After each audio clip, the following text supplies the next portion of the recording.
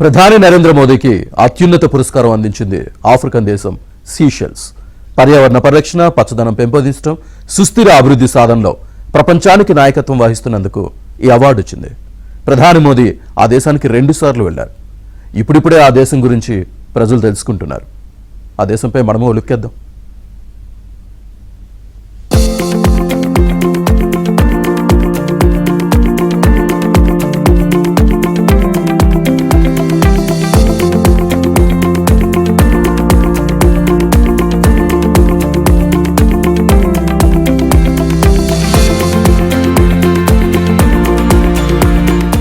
Seychelles Hindu మహాసముద్రంలో ఉన్న సుందరమైన ద్వీపాల సముదాయం.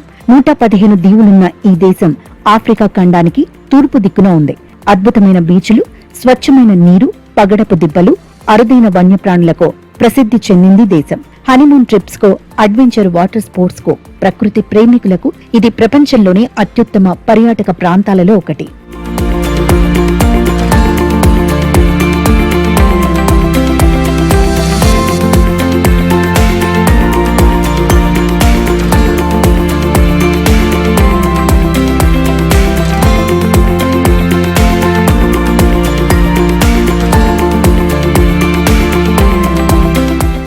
భారతదేశం సీషెల్స్ మధ్య దౌత్య, రక్షణ మరియు ఆర్థికపరమైన బలమైన సంబంధాలున్నాయి. హిందూ మహాసముద్ర ప్రాంతంలో భద్రత, సుస్థిర అభివృద్ధి కోసం ఇరు దేశాలు కలిసి పనిచేస్తున్నాయి. ఇరు దేశాల మధ్య 50 ఏళ్ల బంధం ఉంది.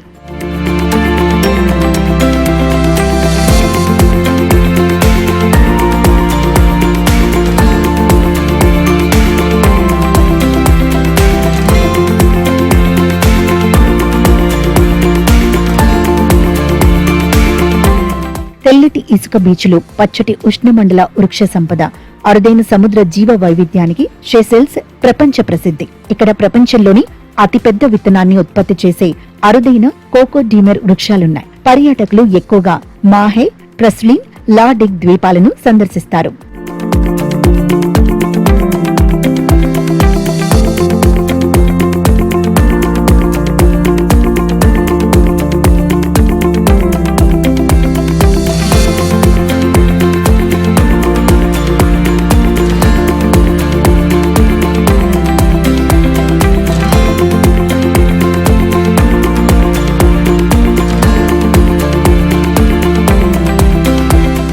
సీషెల్స్ రాజధాని విక్టోరియా. ఇది మాహే ద్వీపంలో ఉంది. విస్తీర్ణం 459 చదరపు కిలోమీటర్లే. ఏడాది పొడవునా ఆహ్లాదకరమైన సమశీతోష్ణ వాతావరణం ఉంటుంది. జనాభా జస్ట్ 1,00,000 కన్నా కొంచెం ఎక్కువ. ఆఫ్రికా ఖండంలోని అతి తక్కువ జనాభా కలిగిన దేశం ఇదే. ఇంగ్లీష్, ఫ్రెంచ్ తో పాటు ఒక స్థానిక భాషను మాట్లాడతారు. Currency సీషెలియన్ rupee.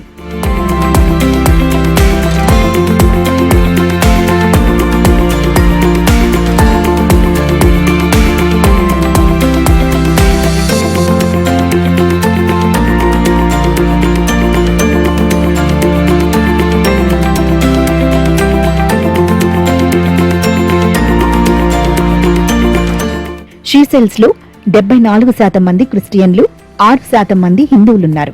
1976లో బ్రిటిష్ వారి నుంచి ఈ దేశానికి స్వాతంత్ర్యం వచ్చింది. సీషెల్లి తలసరి ఆదాయం $22,000, అంటే సంపన్న దేశమన్నమాట. మన దేశ తలసరి ఆదాయం $2,500 మాత్రమే. ఆఫ్రికా ఖండంలో అత్యధిక తలసరి ఆదాయం ఉన్న దేశం సీషెల్స్.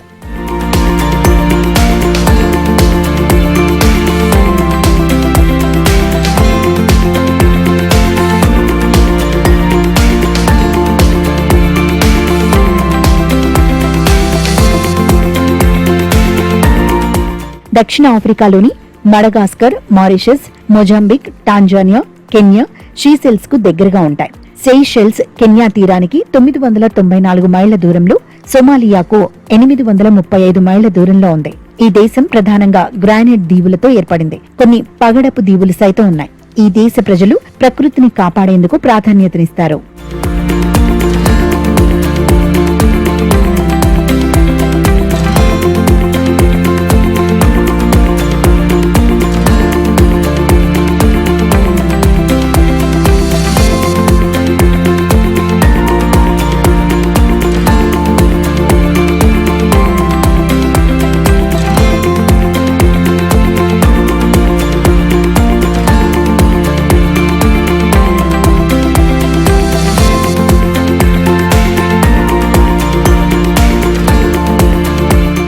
మన దేశం నుంచి శ్రీశైల్స్ వెళ్లాలంటే 4.5 గంటల ఫ్లైట్ జర్నీ ఉంటుంది.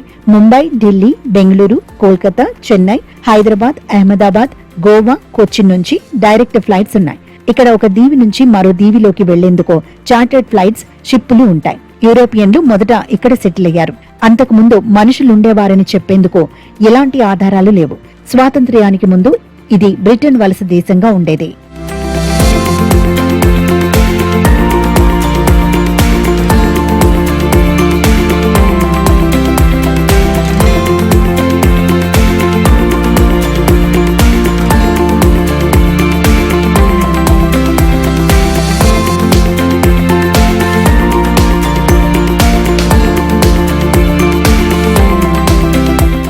పర్యాటక రంగం బాగా అభివృద్ధి చెందిన ఇంకా వ్యవసాయం, ఫిషింగ్ పైనే ఎక్కువ మంది ఆధారపడుతున్నారు.